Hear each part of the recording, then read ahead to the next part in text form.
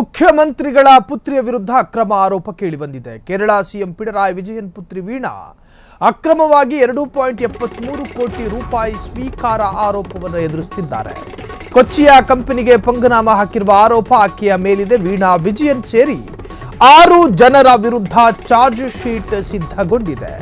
CM Pinarayi ರಾಜೀನಾಮೆಗೆ ವಿರೋಧ ಪಕ್ಷಗಳು ಒತ್ತಾಯ ಪಡಿಸ್ತಾ ಇದೆ. ರಾಜಕೀಯ ಪ್ರೇರಿತ ಪ್ರಕರಣ ಎಂದ ಸಚಿವ ಪಿ ರಾಜೀವ್.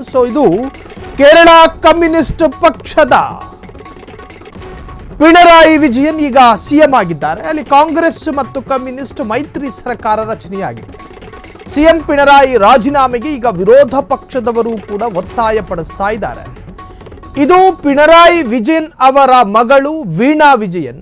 ಆಕೆ ಸೇರಿ 6 ಜನರ ವಿರುದ್ಧ ಈಗ ಚಾರ್ಜ್ ಶೀಟ್ ರೆಡಿ ಆಗಿರುವಂತಹದ್ದು. ಆಕೆ 2.73 ಕೋಟಿ ಅಕ್ರಮವಾಗಿ ಆ ಹಣವನ್ನು ಸ್ವೀಕರಿಸಿದ್ದಾರೆ ಎನ್ನುವಂಥ ಆರೋಪವನ್ನು ಎದುರಿಸುತ್ತಿದ್ದಾರೆ. ವೀಣಾ ವಿಜಯನ್ ಸೇರಿ 6 ಜನರ ವಿರುದ್ಧ ಈಗ ಚಾರ್ಜ್ ಶೀಟ್ ರೆಡಿ ಆಗಿರುವಂತಹದ್ದು. ರಾಜಕೀಯ ಪ್ರೇರಿತ ಪ್ರಕರಣ ಅಂತೇಳಿ ಸಚಿವ ಪಿ ರಾಜೀವ್, ಪಿಣರಾಯಿ ಸಚಿವ ಸಂಪುಟದ ಸಚಿವರವರು, ಕಮ್ಯುನಿಸ್ಟ್ ಪಕ್ಷದ ಸಚಿವ ಆರೋಪವನ್ನು ಮಾಡ್ತಾ ಇರುವಂತಹದ್ದು. ಆರೋಪವನ್ನು ಅಲ್ಲೆಗಳಿತಾ ಇದ್ದಾರೆ. ಇದು ರಾಜಕೀಯ ಪ್ರೇರಿತ, ಒಂದು ರಾಜಕೀಯ ಪ್ರಾಯೋಜಿತ ಪ್ರಕರಣ.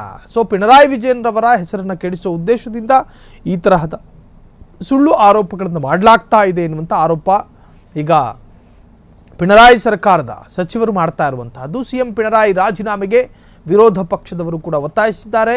ವೀಣಾ ವಿಜಯನ್ ಸೇರಿ 6 ಜನರ ವಿರುದ್ಧ ಚಾರ್ಜ್ ಶೀಟ್. ಕೊಚ್ಚಿಯ ಕಂಪನಿಗೆ ಪಂಗನಾಮ ಹಾಕಿರುವಂತಹ ಆರೋಪ. ಇದು ಅಕ್ರಮವಾಗಿ 2.73 ಕೋಟಿ ರೂಪಾಯಿ ಸ್ವೀಕಾರ ಆರೋಪವನ್ನು ಎದುರಿಸ್ತಾ ಇದ್ದಾರೆ ವೀಣಾ ವಿಜಯನ್. ಕೇರಳ ಸಿಎಂ ಪಿಣರಾಯಿ ವಿಜಯನ್ರ ಪುತ್ರಿ ವೀಣಾ ವಿಜಯನ್ ಮುಖ್ಯಮಂತ್ರಿಗಳ ಪುತ್ರಿಯ ವಿರುದ್ಧ ಕೇಳಿ ಬಂದಿರತಕ್ಕಂಥ ಆರೋಪಕ್ಕೆ ಸಂಬಂಧಪಟ್ಟ ಹಾಗೆ ಕೇರಳದಲ್ಲಿ ಪಿಣರಾಯಿ ವಿಜಯನ್ ಸರ್ಕಾರದ ವಿರುದ್ಧ ಆಕ್ರೋಶವೂ ಕೂಡ ವ್ಯಕ್ತವಾಗಿದೆ. ಈಗ ಸಿಎಂ ಪಿಣರಾಯಿ ವಿಜಯನ್ ಕಮ್ಯುನಿಸ್ಟ್ ಪಕ್ಷದ ವಕ್ತಾರ. ಅವರೇ ಈಗ ಸಿಎಂ ಅಲ್ಲಿ. ಕಮ್ಯುನಿಸ್ಟ್ ಮತ್ತು ಕಾಂಗ್ರೆಸ್ ಈಗ ಮೈತ್ರಿ ಸರ್ಕಾರವನ್ನು ರಚನೆ ಮಾಡಿಕೊಂಡಿದೆ. ಈಗ ಪಿಣರಾಯಿ ವಿಜಯನ್ ಮಗಳ ವಿರುದ್ಧ ಆರೋಪ ಕೇಳಿ ಬಂದಿದೆ.